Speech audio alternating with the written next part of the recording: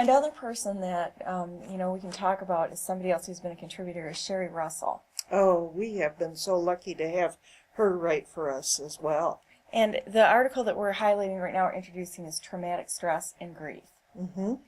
Let's talk about that a little bit. Well, she is very clear in the article talking about what traumatic stress is.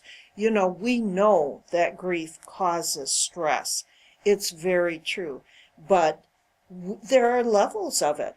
We all experience something different depending on what relationship we had with the person, how much unfinished business was taken care of before they died. And you can go on and on and on with about 1,000 factors that can affect our grief process. And some of those factors can complicate that grief process. Well, let's talk about things that complicate the grief process then, that I think our viewers might find really interesting. Well, I would think that some of them may be, you know, some of the secrets in a family secrets, for example.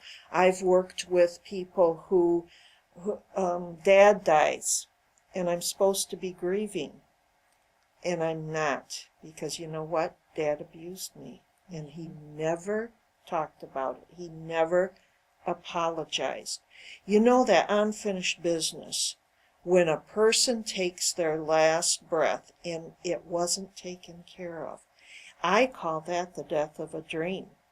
Because most of us who have had difficult relationships with someone have somewhere in the back of our minds a dream that they'll realize how much they hurt us, they'll say they're sorry.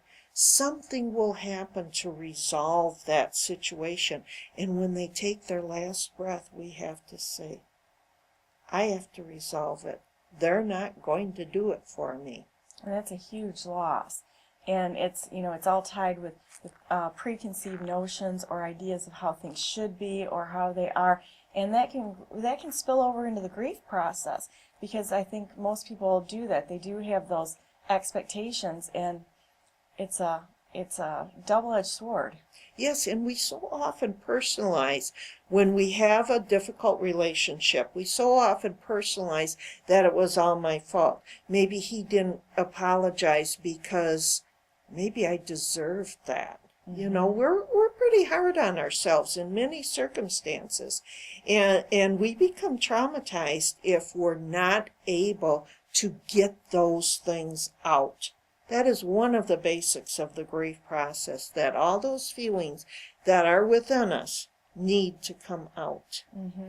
And be comfortable with them. The good feelings, the negative feelings, there's such a variety, a myriad of feelings that you can express and that you do express in every situation in life. It's not all good. It's not all bad. It's a mix. Yes, and our society really doesn't understand that. You know, if you tell the wrong person, that person might say, oh, you shouldn't say that. You shouldn't speak ill of the dead. Mm-hmm. We do have to speak to safe people. And that's why we love providing these materials.